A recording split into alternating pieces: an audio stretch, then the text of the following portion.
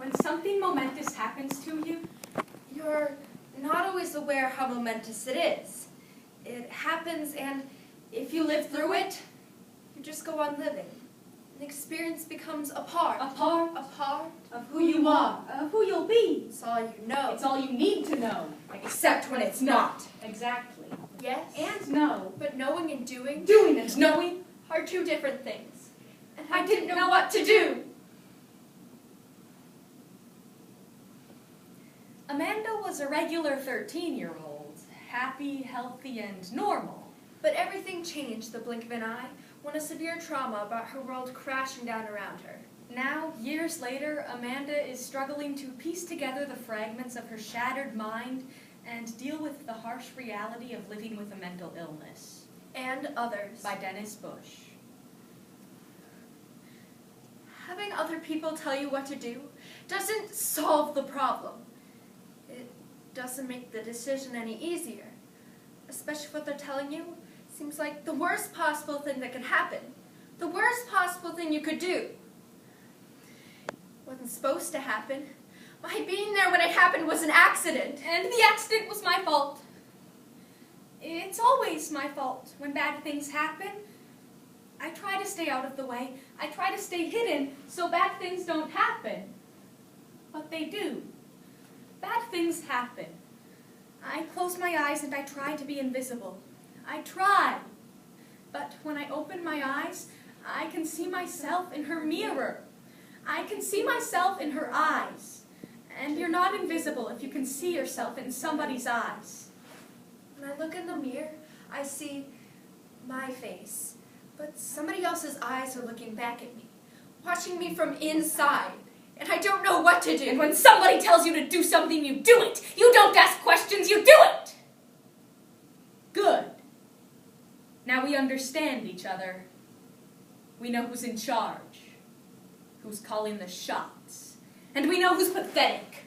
Abitra ab origine, alea lacta est. From within, from the source, past the point of no return, octus me invito factus, non est meus octus. Octus me invito factus. The act done by me against my will is not my act. I didn't have a choice. Ex uno plures. Ex uno plures. Ex uno plures. From one, many. And I'll protect you. Always. I can't think of anything that would be more important to me than protecting you. I got a fortune in a cookie at a Chinese restaurant that said, "You are the guardian of good and true." I put it in my pocket.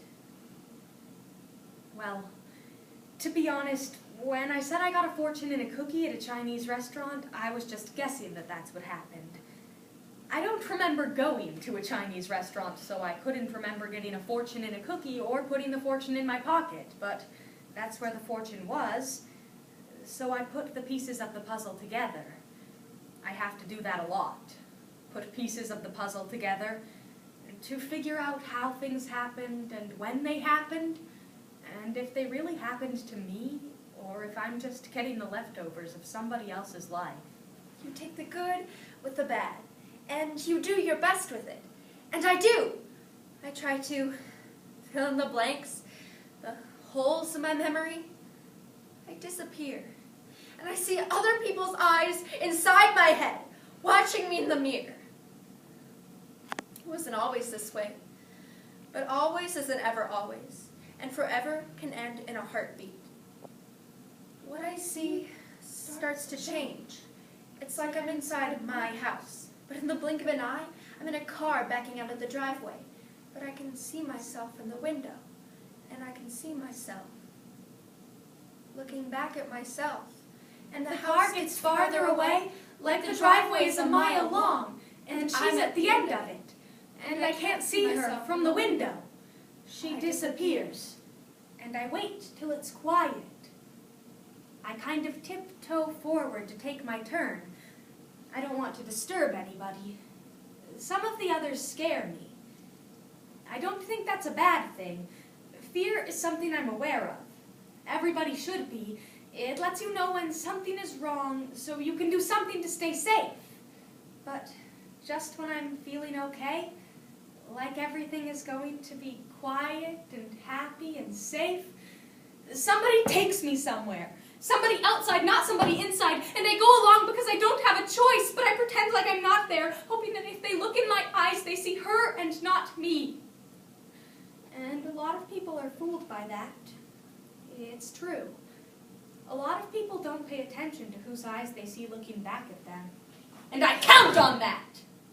I count on their fear, their stupidity, their weakness, and I take advantage of it. My dad got the message, loud and clear. My mom told him he had to stay home from work with me. I had a fever and sore throat, so she was making me stay home from school. She told my dad he needed to step up and pull his weight. He told my mom, I've got this. I've got everything under control. He said, Get dressed. I'm taking you to work with me. When we got to his office, he said, lay on the couch. So I did. He had his secretary make tea for me. It was so quiet in my dad's office. He's a lawyer. A divorce lawyer, mostly. His office had enough books to be a library. It was quiet like a library, too. And I wait till it's quiet. I want it to stay quiet. I don't want her to go back there. I don't want her to remember. Her nightmares bleed into mine. And I'm scared. In somebody else's eyes. Start looking out from inside your head. You're an embarrassment. You're left feeling even worse than you did You before. are the guardian of good and true. I can't see my face And in the window accident was anymore. my fault. And I must have It's always my fault. fallen asleep. When I woke up, there were 3 guys in my dad's office, and he was tied to his chair with a big piece of gray tape over his mouth. I reached for my tea. I took a sip. It was cold, and I said, the tea is cold. And the short guy slapped me hard, and I screamed. Shut up. I ran for the door, but the short guy grabbed me. I kicked me up. Let me go, but he said, You don't get a vote. I wanted to know why no one was helping me. The guy in the camouflage pants must have read my mind, because he said, Everybody is gone for the day. and then he started talking to my dad, like the two of them are having a nice, friendly conversation. You shouldn't have let it happen, Jerry. And then my dad said, It wasn't the only one. You had a legal team. I wasn't even the lead attorney on your case. and the guy laughs and he says, It's kind of like the phrase on the back of the coins. E pluribus unum. From many, one. We put all your names in a hat, and yours is the one we picked. and the guy in the red tie told my dad to stand up, but he said, Let's talk about this like rational people. and the guy got really close to my dad's face and shouted, I told you to stand up, and when somebody tells you to do something, you do it. You don't ask questions, you do it. Good. Now we understand each other. We know who's in charge, who's calling the shots. The guy in the camouflage pants put a gun in my right hand, and he lifted my hand, extending that gun, my arm, so that the gun was pointing at my dad's head. And the guy in the red tie put a gun against my dad's heart. And he looked at me with his nobody-home eyes and said, You're going to shoot your dad, and if you don't, I'm going to shoot him. If you shoot him, we'll let you go. We won't hurt you. My dad had tears running down his face. He said, Do what he says, sweetie. It's the only way I can protect you. To make sure you're safe. And when somebody tells you to do something, you do it. You do it! You do it! It's quiet. So quiet. And even though I hadn't moved, I was still in my dad's office, and he was laying on the floor. It was like I was back at home, inside my house. But in the blink of an eye, I was in a car backing out of the driveway, but I could see myself from the window, and I could see myself looking back at myself. And the house gets farther away, like the driveway is a mile long, and she's at the end of it, and I can't see her from the window. Actus me veto factus, not est meus actus. The act done by me against my will is not my act. I didn't have a choice. I didn't have a choice. Ex uno plures. Ex uno plures. Ex uno plures. From one, Many.